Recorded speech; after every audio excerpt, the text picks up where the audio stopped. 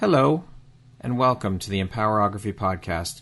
This is a platform created for women's voices to be heard and a place to share their stories, journeys, and successes with the world for the purpose of helping other women who might be on similar journeys. We are empowering women one episode at a time. I'm your host, Brad Walsh, so kick back, grab one of your favorite beverages, and enjoy the stories.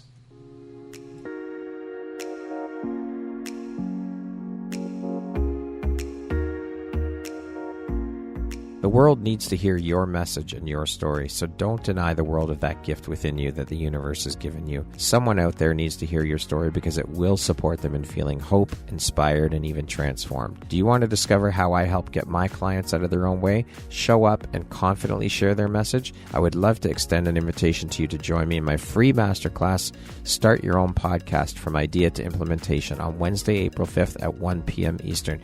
You can find the registry link in the show notes. Hope to see you there. Hello there, Brad Walsh here, your host of the Empowerography Podcast. Today, my guest is Kelly DelBianco. She is a psychic channeler. Welcome, Kelly. It is a pleasure to have you here. How are you doing today? I'm good. Thank you for having me, Brad. Thank you so much. I am so excited and honored to have you here and so looking forward to jumping in and sharing and learning all the things, Kelly, and all the beautiful light you put out into the world through the beautiful work that you do. So welcome, and let's jump in. In addition to being a psychic channeler, there are a lot of other hats you wear: energy healer, light language channeler, master of akashic records, a spiritual mentor, all of these things. And that is a hell of a lot of hats you wear and an extensive resume. But there's one common thread running through all of them, and that's the spirituality thread. So I'm curious, how do you find the time for all of these things, and how important is prioritization and organization to you in order to stay on top of things? For me, all the gifts are just part of me. So I just see myself as a whole, right? And when each gift is required, each gift is required. I'm also a master medical intuitive, but what I've been going through a bit of a transition. So what I've learned to call myself is a master spiritual navigator, because I wear so many hats. So now I'm a master spiritual navigator for people, right? It envelops all of the things, all of the gifts. It does envelop all the gifts. And I don't really prioritize one thing over the other because they all come as needed.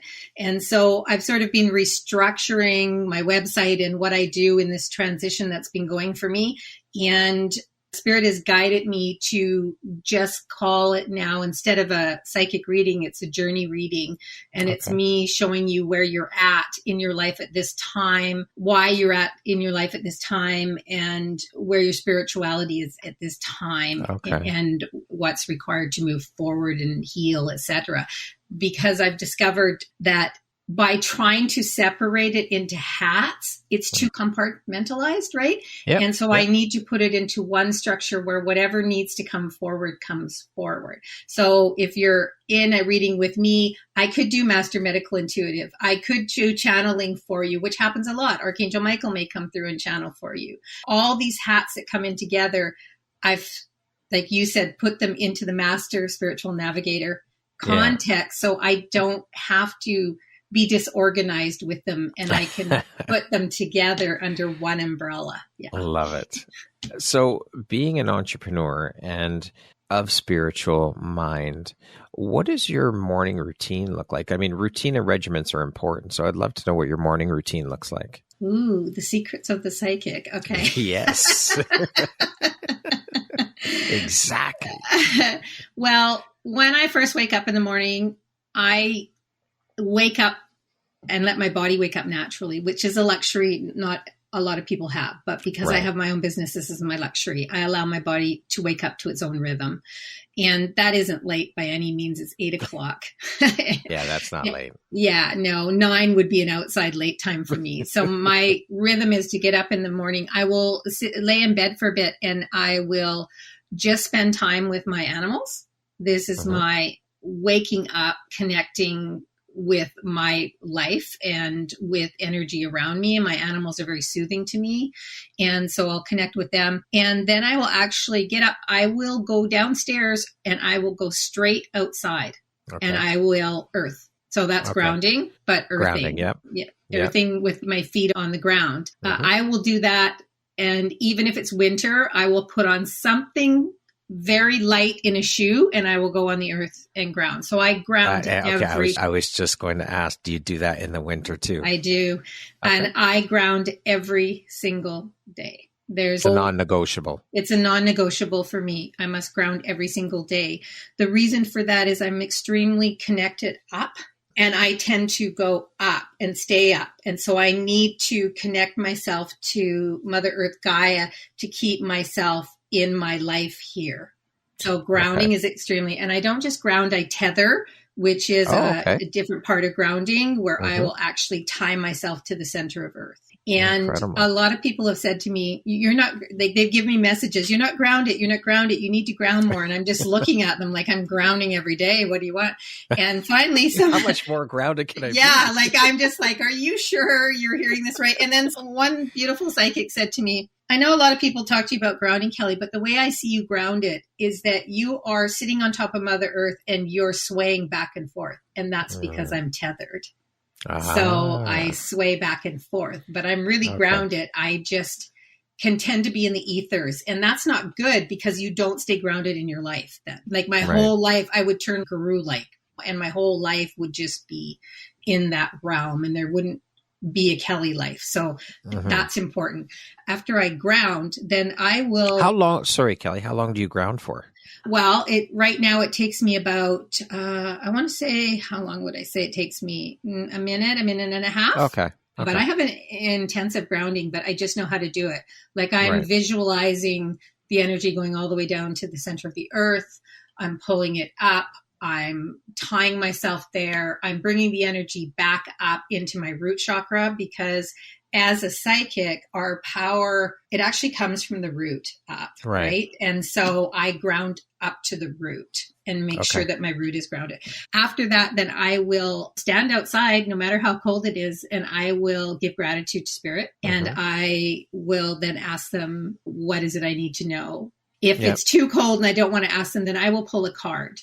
I will come in and I will pull a card for the day and ask what's going on. As I get through breakfast and everything like that, then I will say, okay, what do I need to do today? Right? And things will start coming to me and progressing with me. So I have gotten into a routine with my guides with how I progress my day. And for me, grounding, gratitude, and then projecting what they're saying to me into my life. These are the 3 steps that I do every morning.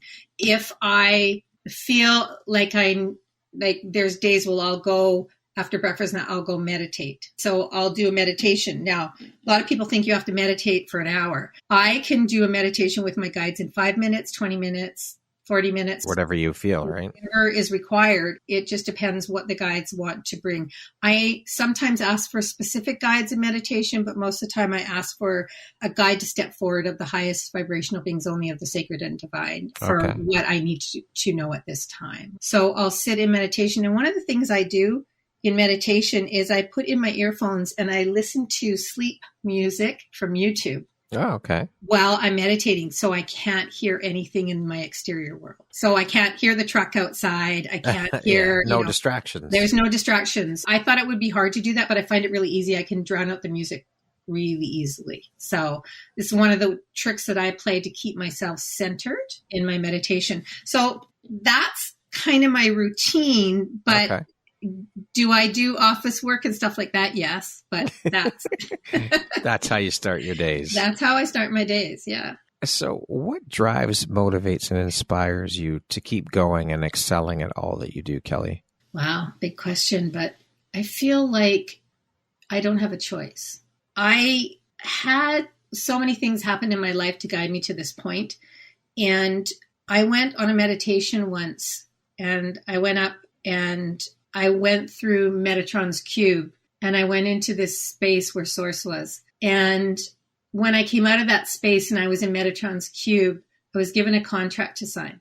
I was given a contract to sign with my soul name, not with my name that I have now. And I was sent back down here with the realization that I was basically under contract because now I knew. So it's basically me accepting the job that I have on Earth to make the final confirmation of why I need to be doing what I'm doing. So when I say it's just like this thing driving me that I can't stop because I feel the need to help people and be of service to people to find their way into their spiritual nirvana, and for them to understand that really your heaven is here and you need to step into that. And I think the other mission that I've sort of been given is that letting people understand that the awakening and the lessons are here to help you elevate yourself, change your vibration, affect the collective whole,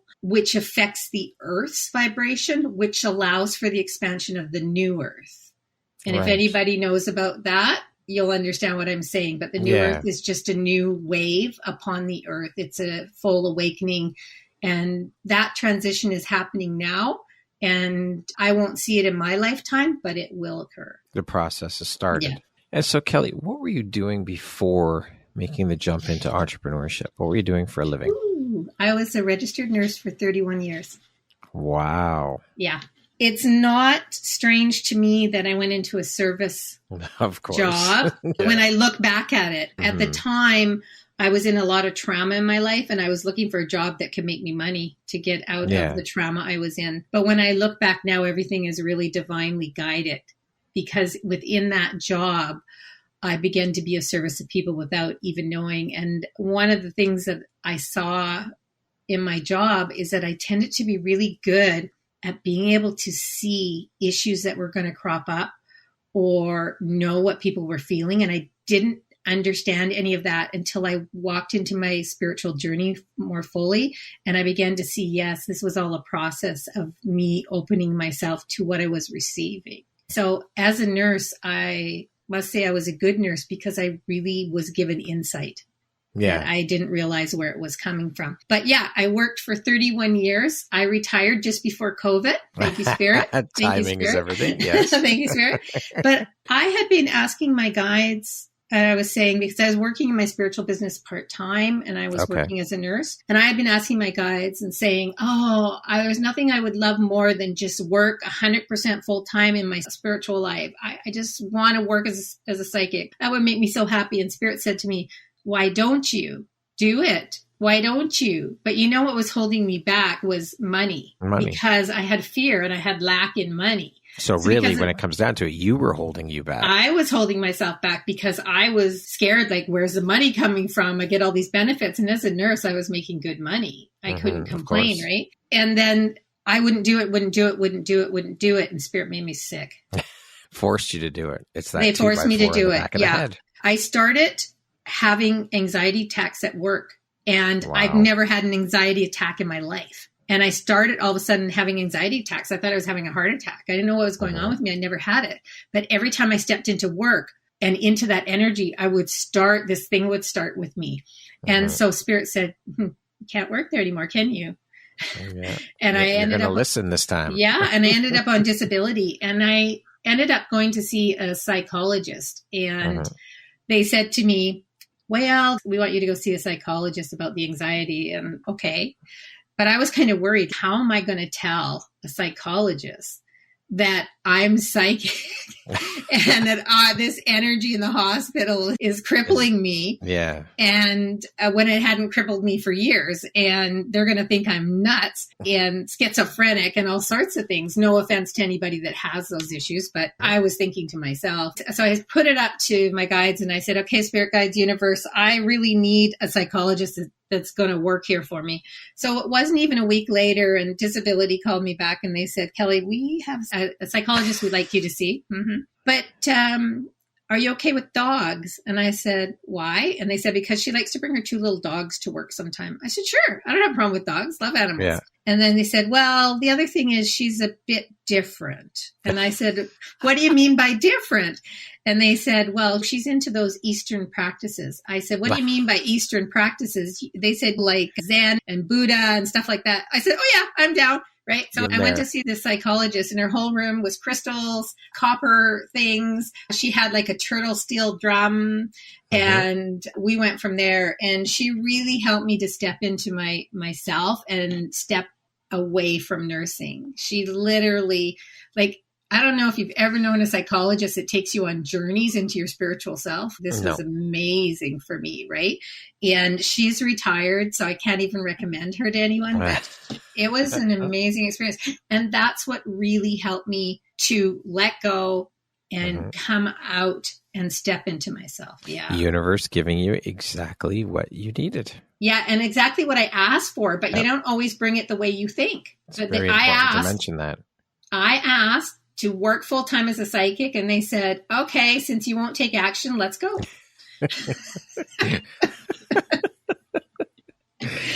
Now, how long have you been working in the entrepreneurial world as a spiritual mentor? About 8 years now. 8 years, I believe. okay. But I've been psychic since I was 4 that I can remember, right? Yeah. But 8 years I have been working consistently in my business. Yes. Now, I love that you use the word mentor as opposed to coach when speaking about the work that you do. Was there a specific reason you decided to use the term mentor as opposed to coach? And if so, can you share the reasoning behind that? Well, when I think of coach, I think of my son's hockey coach and his football coach. And yeah, no, I'm just kidding. Whenever I try to use the word coach, it just, the energy doesn't sit with me personally. Right. When I use the word mentor, what it conjures up for me is somebody helping someone to move forward and them doing the movement. I'm just helping them to find their way in their movement, right? Okay. Versus as teaching them something, I'm navigating them. Master spiritual, I'm navigating them to find their way and to help themselves. That's very interesting because I had a conversation with someone the other day about this, and I asked them the same kind of a similar question. And she said, the way she explained it to me was really interesting. She said, well, I look at it as, because she played soccer when she was younger, so I look at it as coach being a soccer coach. A coach is someone who stands on the sidelines. They've had experience with it, but they stand on the sidelines and they teach you from there. A mentor is right there on the field with you, beside you, guiding you through it. So I thought that was a very interesting analogy. Yeah, I like that. And that's the way I see it. I'm navigating them, helping them, right? With my gifts, I'm able to help them see themselves. And that's really important to me. Otherwise, I might call myself a coach if I couldn't help them see to navigate. So I love her analogy because it's almost, you're a cheerleader, you're a coach, but it's more than that. You're into the psyche of the person and connect it into their energy stream. So there's the energy stream of the universe and there's different energy streams, and I connect into the soul stream, which allows me to see their journey. Yeah. Love it. Now, I'm very curious to hear, you said you've been psychic since you were 4. What led you down the spiritual path and the work that you're doing? And did the journey of doing this work begin or get inspired through some of your own personal struggles and journey? No, most definitely. Most definitely. I, as a child, was emotionally, mentally, and sexually abused by a family member. And that led me into all sorts of different archetypes and into a lot of insecurities, into a lot of self-worth issues, abandonment issues, lack of love issues, you name it. I had an archetype for it, right? And I stepped into domestic violence situations because of my lack, because I just wanted to be loved. And so I would see men that came to me in that facade of loving me as what I needed. And I would adjust myself to this person because to me, it was love. It was showing caring. But then I would be in domestic violence situations. And because my picker for men was just completely disrupted from all the stuff I had gone through as a child. And I feel like all of that combined was leading me forward to find myself. And it wasn't an easy journey. I don't think, well, I know I didn't really finish healing everything till I was in my early 50s. Wow. Yeah. You had a lot of healing to do and a lot of work to do to get to that point. I did. I had a ton of healing to do because it's like I say to everybody, you have I want to call it a trauma boulder, right? That's just because everybody's things that have happened to them is their own trauma. Let's just use that as a word, trauma boulder. And I tried so many things to get rid of this trauma boulder. I tried past life regression. I tried journeying. I tried energy healing. I tried everything.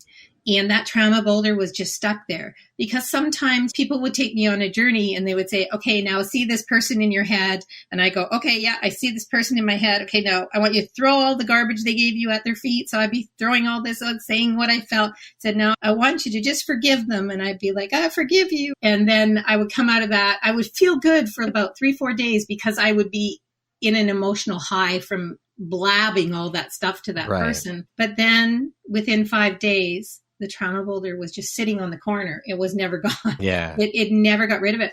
So what I learned was that you got to chip the layers of the trauma boulder to make it more manageable, to make it smaller.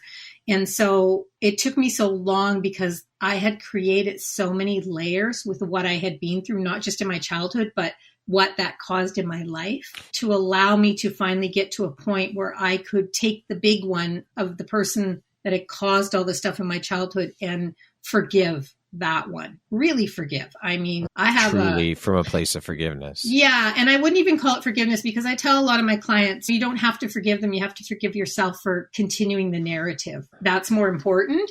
But I did truly come to a peace and an understanding with this individual. And this individual has passed away, which actually helped me to come to that understanding with him. And I feel like it's not an easy road to heal, and it's taken me a lifetime to do it. And I need people to understand you have to be so patient with yourself.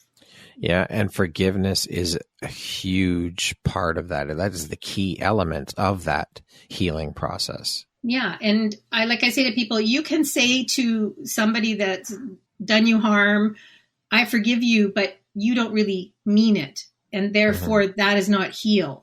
You have to come to this higher level of consciousness regarding it to be able to truly release it, which is different than forgiveness. And I always say, if you want to forgive someone right now, forgive yourself. It's okay that you lived this story. It's okay that you made mistakes from that moment forward. It's okay. And you can forgive yourself and step out of it. Because Thank you for differentiating that. Yeah, because you can't change the other person. No. You can only deal with yourself, your reactivity, your emotional self, and find your own strength and power. And that is what this healing journey has been for me. Yeah. I love it. Thank you for sharing that, Kelly. So how have these experiences helped shape the Kelly you are today, both personally and professionally, do you think? Wow. Okay. So personally, I've really discovered who Kelly is. I've found the true Kelly. And I've discovered that she's actually a very resilient person, and she's strong, and she has so many great qualities that I never could have recognized earlier in my life. Work-wise with my spiritual business, here's the thing. When you're in a spiritual business, you will always work with those people that have similar things, traumas that you have gone through in your life.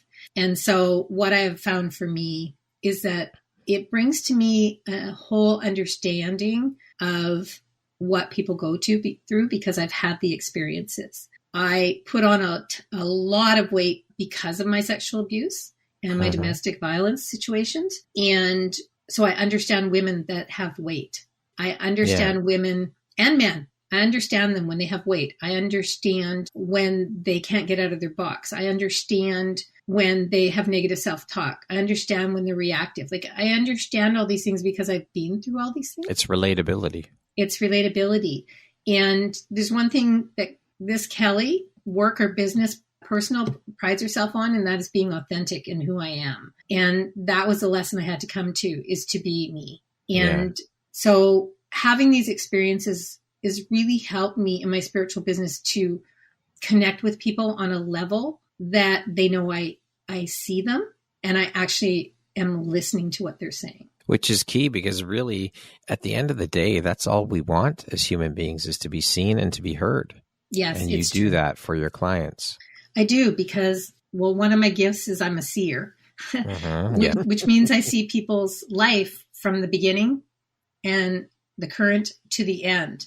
But not only do I see it, but I understand it because I've been in it. I've lived it. Yeah. And so I know how to come out the other end because I've done that. You right? can speak from a point of experience. Yes.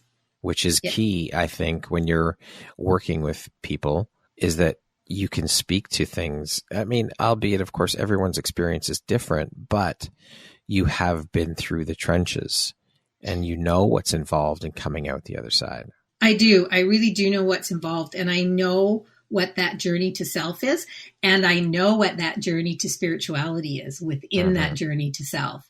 And so I have a dual understanding in there because I've done both of them. Right. And to me, it doesn't matter if a client doesn't want to be spiritual or just wants to be a bit spiritual or wants to be really spiritual or wherever they are in their spirituality.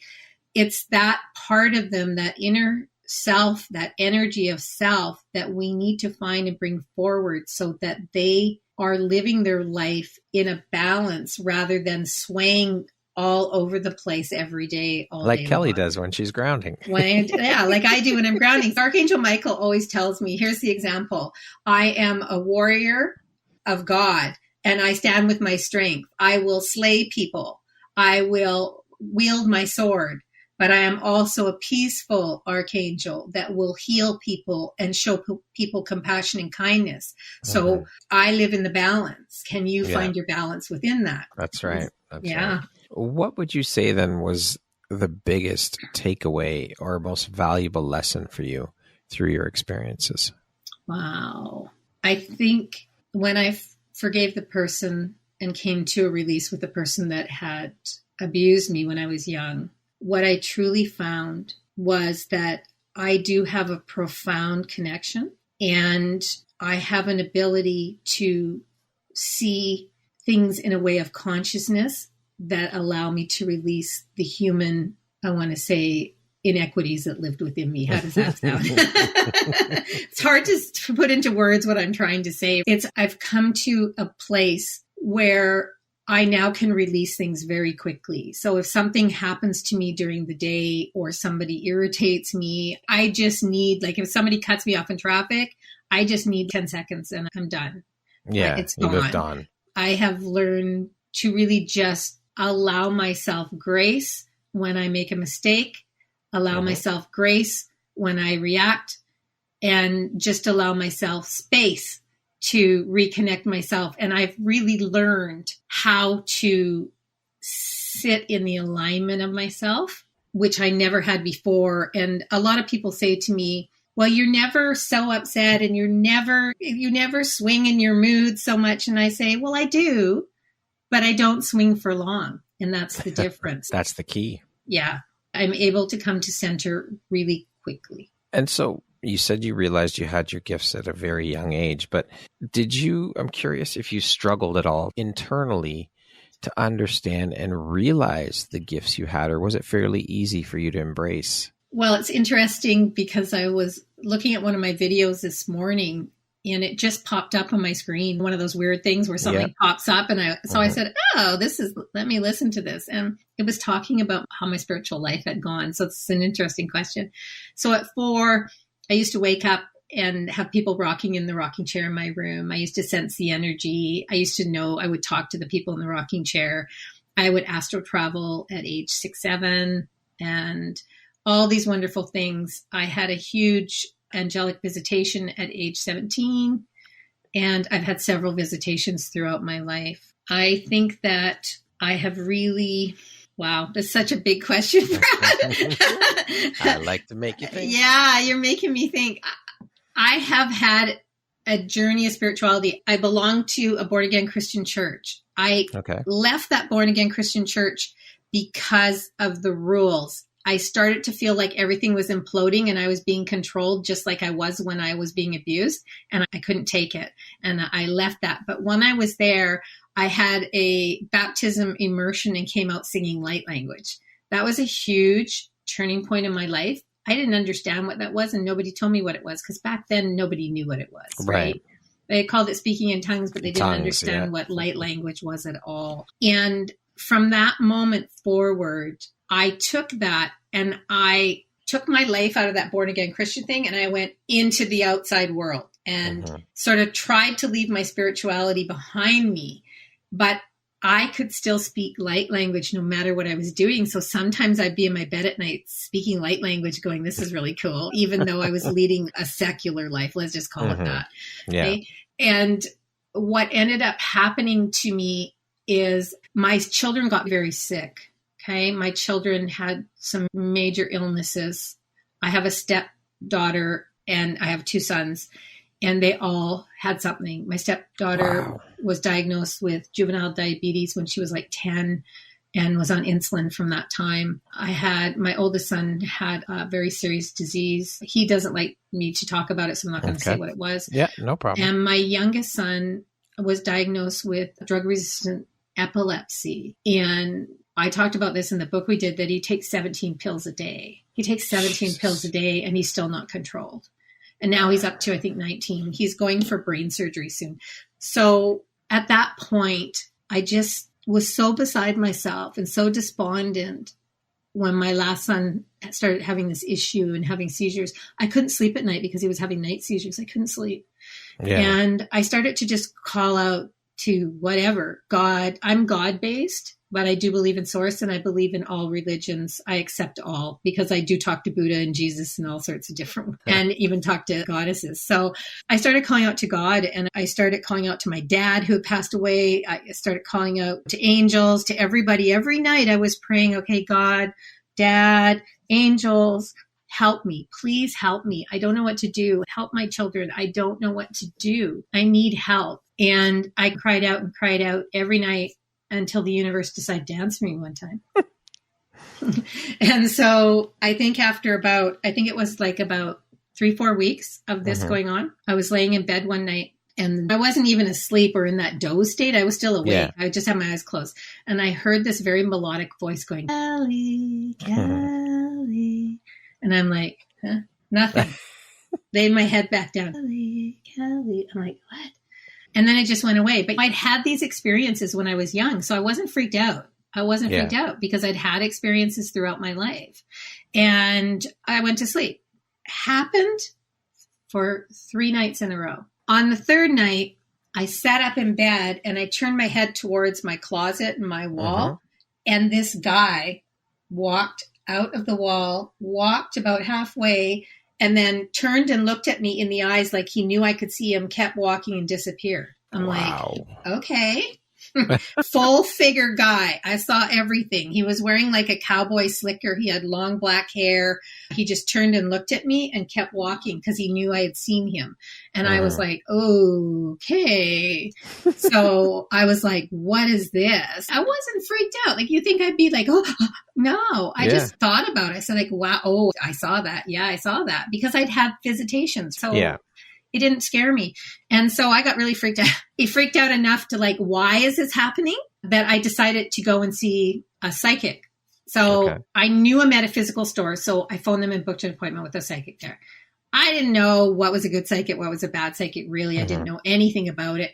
So I went to see this person, and she said to me, oh no, you've got negative energy. You got this, you need to go home. You need to call in Archangel Michael and his legions of angels. You need to do all this. Oh, well, she scared the you-know-what out of me. Like, it scared the crap out of me. Honestly, I was so petrified. And when I look back at that, I think about how unmoral that was for that person to do that, how unmoral it was. So I went home, opened my door to my house, and was scared. I had fear, and I'd never feared anything that went bump in the night, but I had fear now. So every night I was going to bed, crossing myself. Oh, Archangel Michael and Legion of the Angels, protect my house around me, get rid of whatever. Like, I was freaking out. And then in between that, I went to go visit my mom, and my mom lives out of town, 5-hour drive. And I was late, and I said, okay, let's just take a break here. I was laying in my mom's house and trying to get ready to fall asleep. And all of a sudden I heard, hi. So I did what every good person would do. I pulled the covers over my head and went, like, the covers are going to protect me. The covers are going to protect me. And I was like, oh, God. So I said, I got to do something. So when I went back home, I asked Spirit, I said, okay, universe, everybody up there, I need to find a psychic that can help me. I'm so scared now when I walk in my house. I need help. I don't understand what's going on. I'm hearing and seeing things now that I haven't done for years. What's the story here? What's the message? And so I went to this lady in this little shop, and I just phoned out of the blue. I think I was in that town doing some shopping, and I felt inclined to look. So I looked, and her name popped up first. And I'm like, I just felt this pull. So I went to see her, and she had a deck of cards, and she had this purple dyed hair. And I was like, okay, yeah. And she picked up the cards and started shuffling. And then she looked at me, and she put the cards down, and she said to me, "You're seeing things, right?" And I said, yes. And she said, "Are you hearing them too?" I said, yes. She goes, "Okay, so I'm just going to tell you that you're being awoken." And I'm like, what do you mean? I said, what do you mean? Because I didn't understand being awoken, even though I've been spiritual, had all these things all my life. And so she explained to me, and she said, "Look, I want to say to you, I want you to come to my class. I'm having this class, and it's about spiritual development and connecting to the other side." And she said, "Why don't you just come a couple times? If you don't like it, you don't have to come back.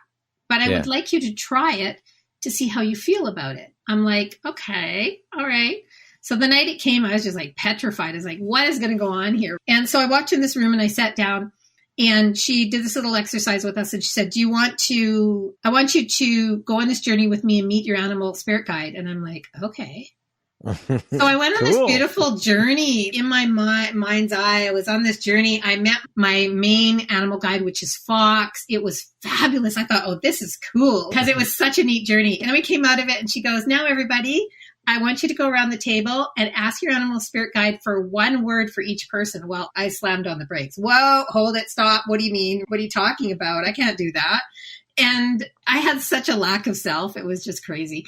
And so everybody went, and I was going to be last. And so I said to my totem animal, I said, "Okay, Fox, I got to do this stupid effing exercise." Okay. Yeah. Okay. So I got to do this. Yeah. This exercise. What do you want me to, you got to help me, because I don't really know what to do. So, all right, see that person in front of me? What's the word? And I had a word like that, just like that, came floating to my mind. I'm like, wow. So I wrote it down. I said, okay, next person, word, boom. And I got a word for everybody. And I was like, oh, this is bullshit. This isn't going to be right. I'm just making this up. And then it was my turn. I told everyone their word, and they're like, yeah, 100%. Yeah.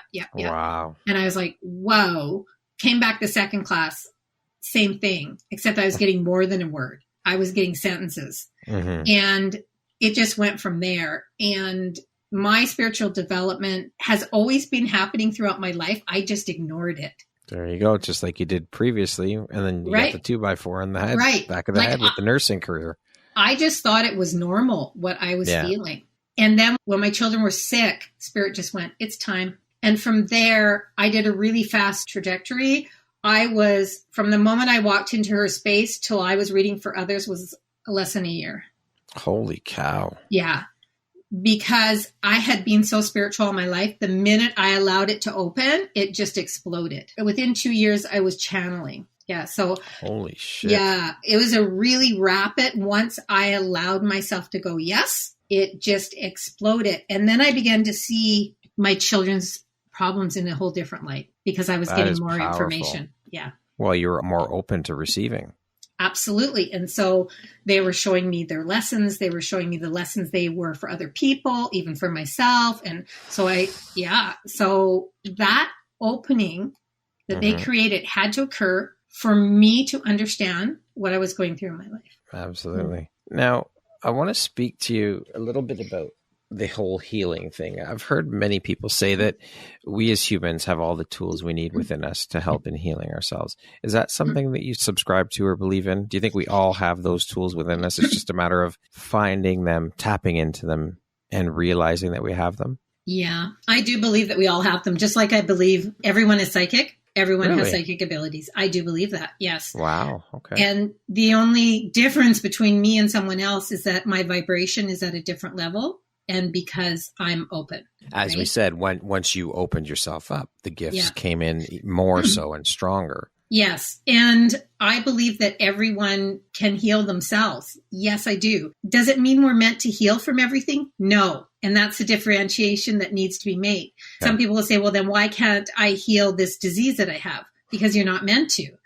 Otherwise, you'd be able to. If you fully believed you could heal it, then you would be able to heal it. This is where the problem comes in for people, is the full belief that they can heal it. Even when they step into their spiritual self or step into energy healing, it still is that belief fully 100% there. If it is 100% there, they would be able to heal whatever it is that comes through for them. Yes, if it's meant to be healed. Yes. Right. And that's the key, is that sometimes we're not meant to heal because we're in a lesson to somebody else or ourselves. So it's not meant to be. So a lot of people get upset. Well, why does this happen? Why does this happen? Because you can't always think of things as it's about me. It's about you, but it's about everybody else as well. Well, I think that's an important thing to point out in terms of the fact that we're all sent here with gifts. Every single one of us has a gift or multiple gifts, and it is our responsibility to share them with the world. The gifts aren't for us. They're for everyone else. They're not for us individuals. They're to give and share with the world. And I don't think we should be denying the world of our gifts. It's our duty and our responsibility to share those gifts with the world. That's part of why you're here. Yes. Yes, it is. And when I say everyone's psychic, it's because if you can energy heal and you can heal yourself, you're receiving in a different way. You're receiving. Right. And so to be able to receive in that way, you have to have some psychic ability. The pineal gland has to be connected to the crown and the third eye for you to be able everyone can learn that skill set, right? Everyone, as long as they're open to it. As long as they're open, everyone can learn that skill set to be psychic in their own right, in their own level. Will everyone be me? No. Will everyone be you? No. Will you be psychic where you have a psychic business? Maybe not. We all have, like you said, our own gifts. But to be able to receive and open our special gifts, we have to be receiving somehow. And that's why I say everybody's psychic. I love that. And so what then is one tip or takeaway that you can provide that listeners can implement immediately to start shifting their mindset and incorporating and starting to step into learning how to open themselves up in order to receive their healing and intuitive gifts, to start utilizing them to shift and change in their lives? Yeah. Ooh, that's a big question, because the one thing that I want to say to people is the more you heal, the more you shift your vibration, and it allows you to connect. It's very important that the healing occurs to allow the shift. So I've seen a lot of people want to go into spirituality, and you can be in spirituality, but your third eye may not be as open, or it can be partially blocked because you need to heal so much stuff to move into it. Okay. And I feel like healing is really the work that allows you to switch your vibration and alignment to be more open to receiving what your gifts are in this lifespan, and to further that connection to the other side. So the healing is most important. How do you heal? Ooh, that's a big one. But but I've learned how to heal. And how you heal is it's having understanding of where the roots of your issues are in your life. So where things happen to you, the knowledge of how that stuff played out through your life, and then changing your story or narrative now in the present. Because how we respond, how we react, and how we feel emotionally in the moment is the only thing that we can affect change on. Okay. So if you're going back to try to go back here and remove that trauma boulder, you still have the patterns that you've lived with from that trauma. So it's really important to deal with the here and now, and deal with the limiting patterns and beliefs that you're in. And that alone will change you when you start to heal. Spiritually, the one thing that I would say to people that I feel that is really important that people don't do is get to know their spirit guides on a personal level. Because a lot of people call themselves intuitives, and intuitiveness, this is the way my guides have explained it. So nobody beat the messenger up. Okay. This is the way my guides have explained it, because there's some people, and I'm not saying all people, some people like to call themselves intuitive because they can't bring themselves to call themselves psychic, because that word is too much for them. There's some people like that. Okay. Okay. Intuitiveness is a form of being psychic. It is a form of being psychic. So when you look at the wholeness of psychicness, there's so much in there, and intuitiveness is a piece of that. So when you connect to your spirit guides, so intuitiveness, you work on what you might be getting, you use cards, you use your life experience, you put it all together in intuitiveness and some spiritual knowledge that you may have. When you connect with your spirit guides, basically it's like picking up the phone and going, "Hi, spirit guides, what do you got to say?" Okay, yes. And they're talking to you on the other end and you're getting a direct relay. Your mind, your ego, everything like that is completely out of it. What they're saying to you is what they're saying. I don't factor into it at all. So there's a difference there. And I think if you want to progress your spirituality to a whole nother foundational level, connecting personally with your spirit guides is a really big part of it. That, for me, what has changed me and brought all of my gifts forward is being connected to my spirit connection. Guides. Yes. Yeah, important. Like when somebody has a reading with me, I'll talk to my guides. I say, "Don't mind me, but I'm going to talk to my guides." "All right, guides, what do you got to say?" "Okay, so you're telling me this. Yeah. And what else do you want to say? And why is that? And why?" I'm just receiving it like I am on a phone call. Versus, I love that analogy, like on a phone call. Yeah. Versus picking up a card. Like when I pick up cards, see the oracle card, I just touch it like this and I go, "Okay, guides, what do you say?" I don't read the card. So when somebody asks me to read cards, I kind of struggle because I'm so used to just receiving. Yeah, you're not reading them per se. You're just receiving it. I'm just receiving. Yeah. And so for me, that is how you grasp deeper into your spirituality. Okay. Yeah. Thank you for sharing that. As mentioned at the beginning, Kelly, you're trained in multiple areas and modalities. Can you speak a little bit about those modalities and how you incorporate them into your work when you're working with your clients? Yeah. Okay. So I am a master akashic records reader and teacher. Because I hold the master designation, that means that I hold the teaching. And one of the things that I've learned with my guides when I've journeyed into the records is that I'm also a scribe in the records, which means that I can go in and make changes with the permission of Metatron to take away curses, et cetera, et cetera, et cetera, right? So I don't know if you know this, Brad, but in the past year and a half, I've been channeling a collective called the Jacob Collective. And no, I did not. Yeah, they are a group of energy that reside outside of anything we know as man or galactic that we know as man. And they call themselves the creator consciousness. And so I've been doing a lot of channeling work with them, and I hold advanced theory classes with them, and they're blowing my mind and they're blowing my spirituality out of the water. Because they are basically taking what I've learned as a spiritual person and turning it upside down and flipping it out backwards and saying, "No, you are stuck in the human definition of spirituality." And there's so much more. What that definition means. And like we always think it's mind, body, and soul. They told me, no, it's mind, heart, and soul.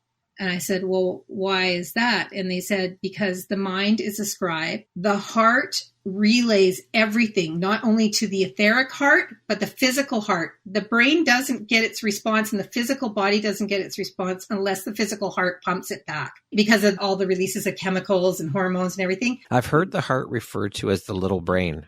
Yes. So it's mind, heart, and soul. And so this is the scribe, the heart is the regulator, and the soul is the conductor. And this is why they work together.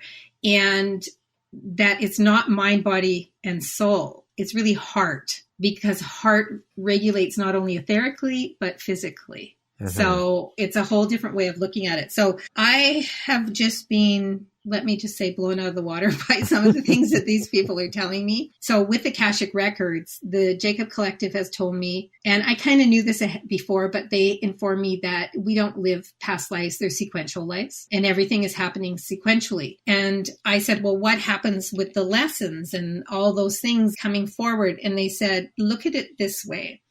Each life that you are living simultaneously in different dimensions, different time frames at the same time as this life, is that in each of those lives, you're going, how much energy do I need to go into the next life with? So what do I need to do here to increase the energy for me to affect the collective whole in the next life, and so on and so on. So this is progressed at the same time, but you got to think of it in different dimensions. So this energy is floating to us in this life at the same time everything's occurring. It's really quite strange. It'll blow your mind. So it's changed how I look at the Akashic records. But when I first started doing the Akashic records without the Jacob Collective, for me, I've always been on the journey of the soul for people because I was on my soul journey, and I've always been on the journey of the soul. So for me to understand the journey of people's souls and how that affects them in this lifespan was really important for me to be able to help people understand their journey of themselves. Because I distinguish between human self and higher self. Okay. And to me, like higher self is soul self. Yeah. So I distinguish between those two when I need to work with your human self is different than working with your soul self. Because when I'm working with your soul self, we're working in your spiritual realm and what's coming forward. When we're working with your human self, we're trying to work through the layers of healing. So this is what Akashic Records brought me. I'm also a master medical intuitive, which is something I'm really proud of. I have a galactic guide. His name is Aslan. He is my master medical physician on the other side, and he's so accurate, it's scary. So sometimes he'll give me stuff for people like, okay, I want you to take this or take that, and it'll be really obscure stuff, and I'll look it up, and it'll be directly related to what is going on in their physical body. Wow. Yeah. And I'll just be so surprised. Like I can't diagnose, I can't prescribe, but he allows me to see the energy in people. So I will just scan your body and I will look and I will see the energy. Okay. So you're holding in your neck.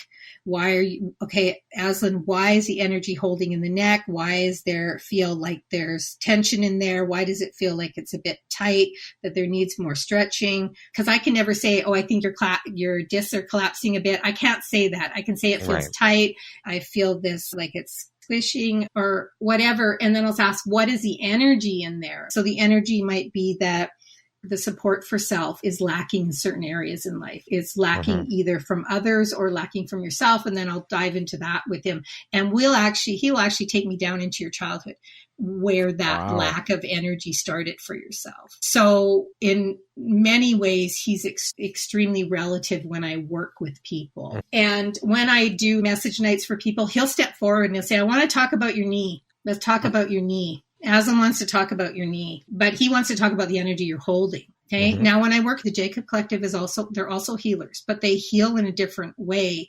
They actually manipulate energy and change structure on the energy that's coming from your body to allow for healing. Okay. So for me, it's the type of energy work where I just hold them and they do all the work. Another part of my work that I do is the channeling. So a lot of times I'll be working with someone and I channel whoever of the highest best wants to come in. Right. And a lot of times, a lot of people are attached to Archangel Michael. So if he's their guide, he'll come in and I'll actually channel them. I'll close my eyes and just channel the message to them and help them to feel that connection to the other side for themselves. So I use a lot of that too. And also I will do light language healing. So I just go on and on. All my gifts that I have really affect how I work with people. And I never know, because I say in my readings, you can have blah, blah, blah, blah, blah, blah, blah. You may have this, blah, blah, blah, blah, blah, blah, blah. And I have a list because I let them guide what people need. Yeah, you just never know what's going to come through. I'm not in control of that. And sometimes it's just a matter of doing mediumship. Sometimes they need to speak to the person that's passed over. So you do that work as well. I do that work as well. All right. Let's add that to the resume. I just want to say to you, I'm kind of a humble person. I don't like to brag about myself a lot. But this is your time to brag and shine. It is. I have a good sense of humor. I'm very authentic. Yes, I have lots of gifts. I have a huge shopping bag full of gifts. I'm carrying them around, but they're light. They're not heavy, but I have this huge bag. And I really am able to connect into any area and with anybody or anything of the highest vibrational beings only that a person needs. So if I need to connect to an Atlantean, I can do that. If I need to connect into the records, I can do that. If I need to connect to a loved one, I can do that. If I need to look at your childhood, I can do that. If we need to look at your physical body, I can do that. I have that array of Kelly gifts. is a one-stop shop. I really am. And a one-stop spiritual shop. Yeah, it's I love it. But I think for me, it's because I'm so open to receive all the time that I've gathered all. These gifts didn't just come all at once. It was a journey. So it was like, okay, everybody talks about having their path. What's my path? What's my path? Somebody tell me what my path is. What's my purpose? What do I need to be doing? So I thought I was going to be a psychic reader. I thought I would do readings for people. Yay, I'm going to do readings. Yeah. And then along came the Akashic Records, and I was just pulled into that. Okay, I'm going to do an Akashic Records reading. Yay. No. Then they started giving me seeing, where I could see people. I'm like, okay, so I'm going to do readings. I'm going to see people. This is awesome. No, now we want you to be a master medical intuitive. What? Okay. Yeah. We want you to do this. And by the way, you've been channeling all along. So now we want you to channel. And guess what? Now here comes the Jacob Collective. What are you going to do with that? So your whole life here is a journey. If you're open, you will receive as you go along. I've accumulated all these gifts from the openness, from being 100% open, and from being connected to my guides, because I pay attention. I pay attention to what they want from me. And I feel really blessed. But I also always say I am a conduit for spirit, and everything that comes to me is a gift for you. I'm here to help you affect your personal change, your spiritual change. And that's why I have so many gifts, because the people that come to me can be broken, or they can be wanting to expand themselves. And I can delve into all of those layers for them. So what lights you up or inspires you the most about the work that you do? What inspires me is when I see the change, when I see it click, when that spark arrives for somebody. When the spark arrives and I can see that spark, I'm just like, whoa. It still amazes me that I'm open to that and I can affect that change. Even after all these years, even with all those tools, I still get those wow moments when I see that spark in someone. I've had a lot of students over the years, and I have, I think, the ones that have done the spiritual work with me and healing work, but I've also worked on their spiritual self. I have like 97% of them that are working spiritually. Wow. Yeah. And That's a pretty damn good success rate. It is a good success rate. And the ones that aren't are the ones that choose not to.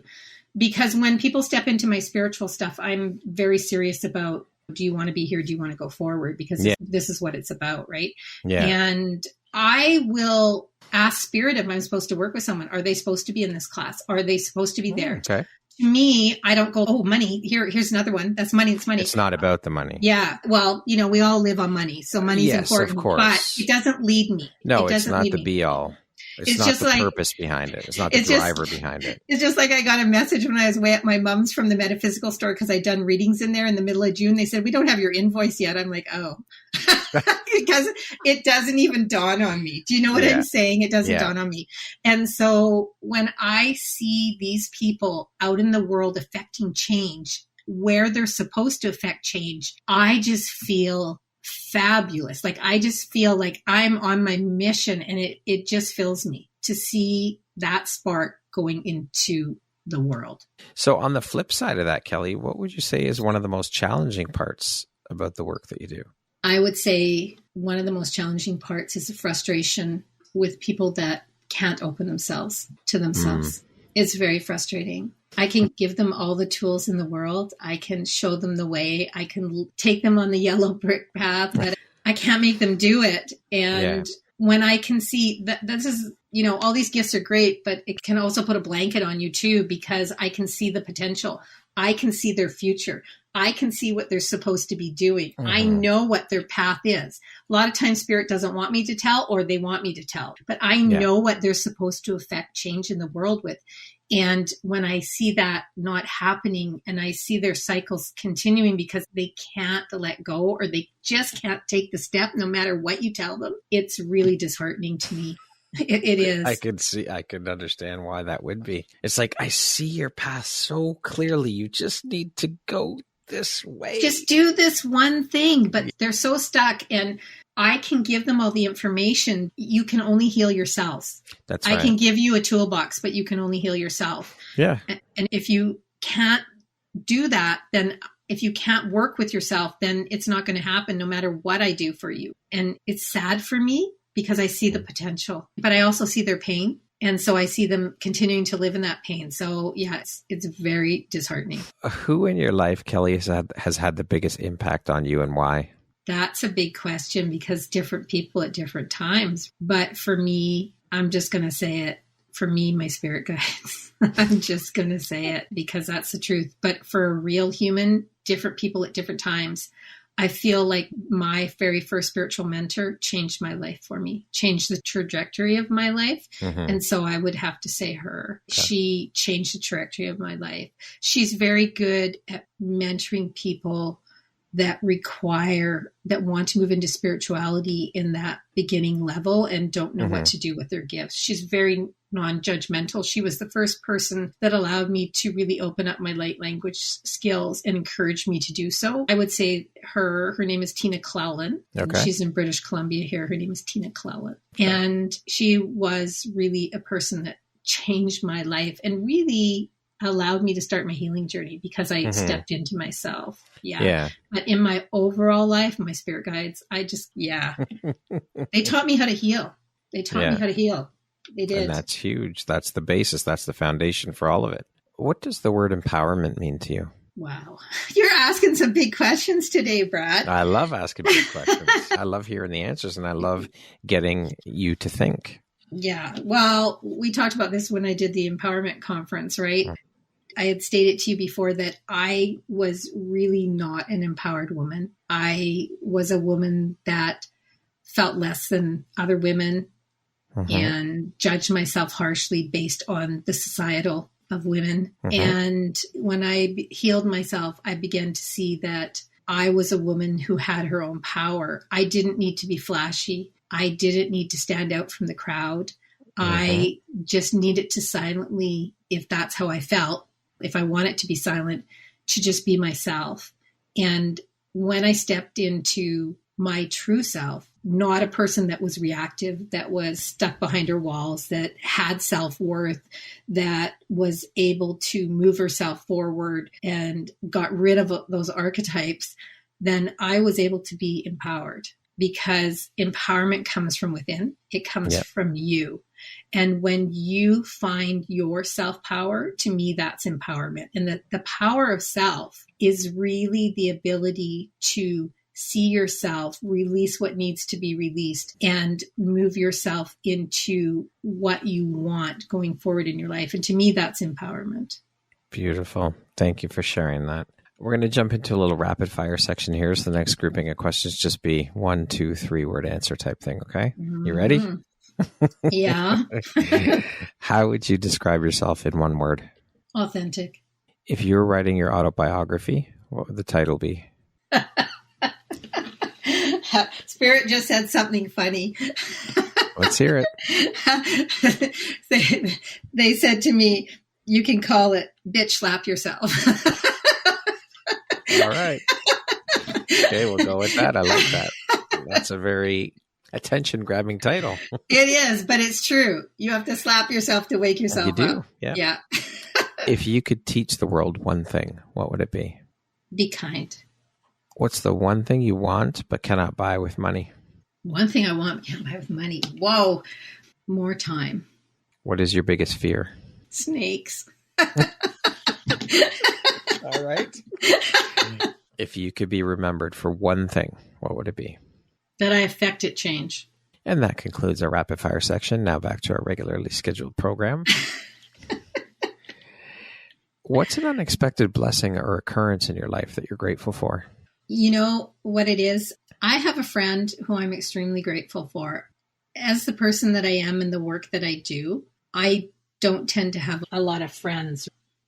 And I don't tend to have a lot of friends. I tend to have a lot of acquaintances and not friends, because I've had a lot of trouble with people wanting from me what they can get from me. And it's always a very one-sided relationship, because I'm always helping them and diving into them, and I tend to caretake a lot. So I had a friend that was brought to me, and she's very opposite of me, completely opposite of me. She's assertive, almost to the point of aggressive. She's loud. She's colorful. She wears stripes with polka dots. She's just everything I'm not. Okay. But the one thing she is of the same level as me spiritually and vibration wise. So she has been a gift to me in the sense that I have someone that understands me in every aspect of myself, including the spirituality. And she understands when I talk about really weird things the Jacob Collective gives me.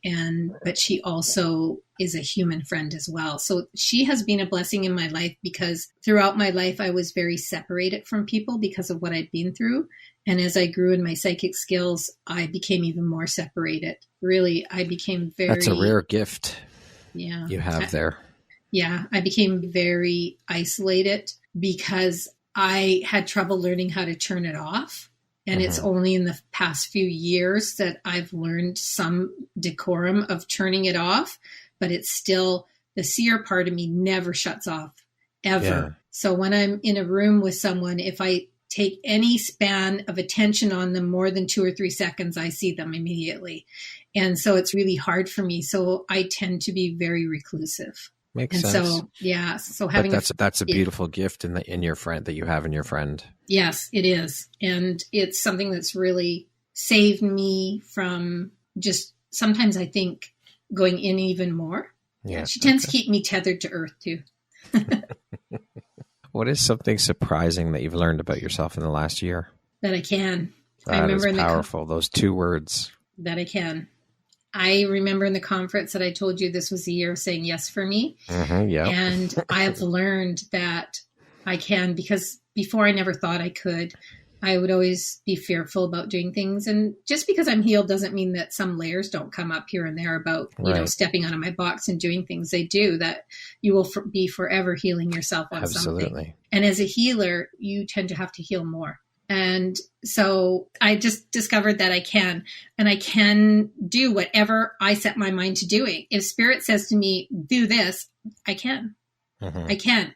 I choose to decide if I can or can't. And the most important thing I'm saying to myself this year is I can. Well, whether you believe you can, you're right. Or whether you believe you can't, you're right. Yeah. So saying I can't is old programming for me. Old hat. Yeah. Yeah. What is one lesson your career has taught you that you think everybody should learn at some point in their life? Because I've had 2 big careers. So what is one lesson?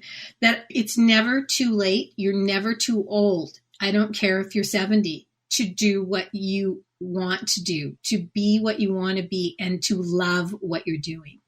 I fucking love that. I'm so happy to hear you say that, because so many people are stuck in that programming of, oh, I'm too old. I can't start learning this, or I can't learn to play an instrument, or I can't go on this trip, or I can't do this, or I can't do that. I love that you said that. Thank you for saying that, Kelly. Yeah. I think true. It's so important to people. And I have so many people that come to me. It's like, oh, I don't know what to do about work. I'm so unhappy. And I just say, well, what did you want to be? What did you want to do? What is it you want? What's going to light up your boat every day when you get up and go and do it? And if that means going to school for 6 months or a year, go do it. What's stopping you?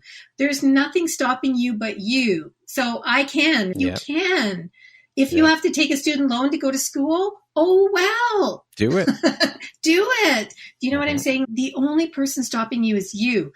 And if people will say to me, well, I don't have finances, I don't have this, it's because you're not making a plan to get to where you need to get to. Make a plan. You're stopping yourself. Yes. We are our biggest hurdles. We are our own worst enemy. Yes. I see so many people that are just stuck. They're in their 50s and they're stuck. They're stuck. 40s, 50s, they're stuck. They're in a job they don't love. They're not happy. And when I say to them, why? It's about the money. Yeah, it's always about the money. And I say to them, well, you can still work on your job and start affecting change for yourself. The universe isn't asking you to go bankrupt or not have money in your bank account and not feed yourself. What are the plans that you can take while you're working to affect the change? It's the fear of the unknown, Kelly. It is. It is. And I think, though, most of us, majority of us, only remember this one life. So we are here to make this life all that it can be for ourselves. Why are we living it in misery? Yeah, exactly. You only have one go around, technically speaking, right? So make the best of it. Why would you want to stay in a job that you're miserable in, and you're basically living for 2 days because you're pissing away those 5 days, wishing away those 5 days. Oh, I can't wait till it's Friday. I can't wait till it's Friday. Then it's the weekend. And then Sunday night, oh, fuck, I got to go back to work again. And then it repeats the cycle, right? Yeah. What kind of life is that? That's the cycle I was in nursing. That's the cycle I was in. We've all been nursing. through it. Oh, yeah. And people go, well, it's easy for you. You got all these gifts. You could do that. But you know what? I still had to take all the steps you guys took. I had to, even though I got in disability, I was still getting paid through work. I was still doing all that. Well, I gathered myself. You gather yourself, and then you can let go of what you need to go of. That's right. And like you said, Brad, if you want to just go learn how to do pottery, go do it. Yeah. If you want to learn how to surf, go do it. If you've always wanted to go to Europe and go on a trip, save the money and go do it. Pick up an extra job. Ask somebody if you do paint for them or do something. But there's always a way if you just say, I can. There you go. I love it. Thank you so much for saying that and sharing that. What is one thing you love about yourself that is not related to your physical appearance? I think one thing that I really love about myself is myself. That's not one thing though, but that's okay. That's your answer. That's good. It took a long time for me to be able to actually say that. And I'm proud of you for saying it. For me, that is a huge accomplishment in my life to say I love myself. It's a huge accomplishment for a lot of people. So kudos to you, Kelly. That's beautiful. When people go, what do you mean by you love yourself? I love myself. I love myself. What does that mean, love yourself? Love yourself means taking care of yourself, helping yourself to heal, living your life in a way that makes you happy, and being connected with what your gifts are and what you're to put out into this world. It's not just like, oh, I love myself. It's so much more than that. What is something you learned growing up that is apparently no longer true? That money doesn't grow on trees.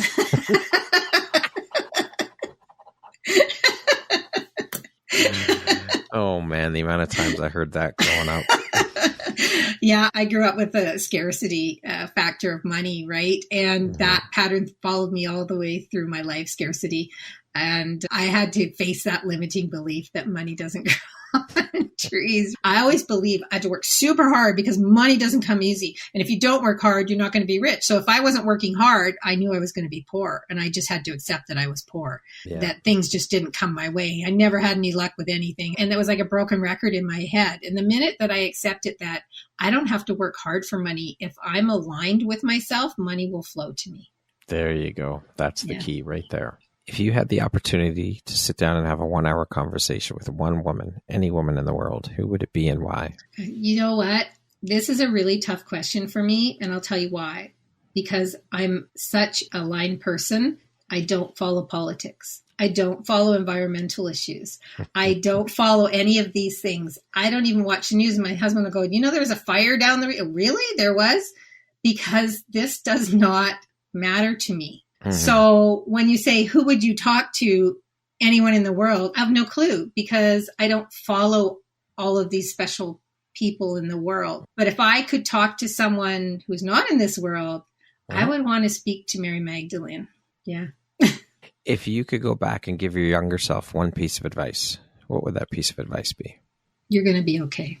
That's an important one for sure. Because back then I never thought that I would be okay. That terror started for me. The mental and emotional abuse started at about age 6. So if I could go back and say, you're going to be okay, then there was a time when I was connected. I've been connected with my guardian angel for a while now. And asking my guardian angel when I was healing through this trauma, I said, where were you? Where were you when this was happening to me? Why were you not helping me? And I had this picture of my guardian angel laying in the bed beside me with her surrounding me with her light and holding me in her arms. And she said, I was always there. You just weren't feeling me. I've always been there. I said, well, why didn't you help me? And she said, because you wouldn't be here to affect change if you couldn't change yourself. Powerful. Yeah. Lastly, Kelly, if you were to deliver your last 30-second speech to the world, your corner of the world, your tribe, your people, what would that last 30 seconds sound like? What words of wisdom would you impart? That's like doing your deathbed rattle, kind of.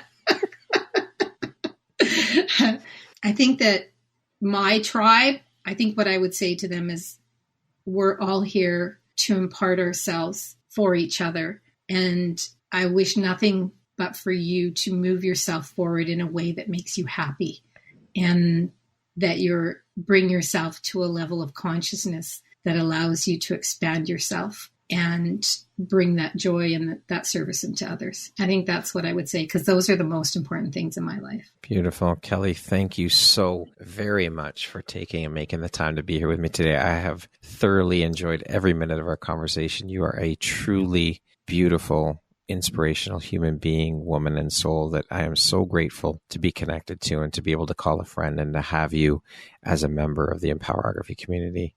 Keep shining that bright, beautiful light of yours out into the world, Kelly. You're beautiful. Thank you. Thank you, Brad. I accept all that. I accept it. I take it in, and I thank you for it. And I want to tell other people you can learn to thank people for that too, instead of feeling embarrassed or awkward when people tell you that. Beautiful. And I thank you for allowing me to share part of myself and part of my journey. Thank you. It's my pleasure and my honor, Kelly. Thank you. Once again, my name is Brad Walsh, host of your Empowerography podcast. Today, my guest has been Kelly DelBianco. She is a psychic channeler. Thank you, Kelly, so very much. I hope you have an amazing rest of the day. You too.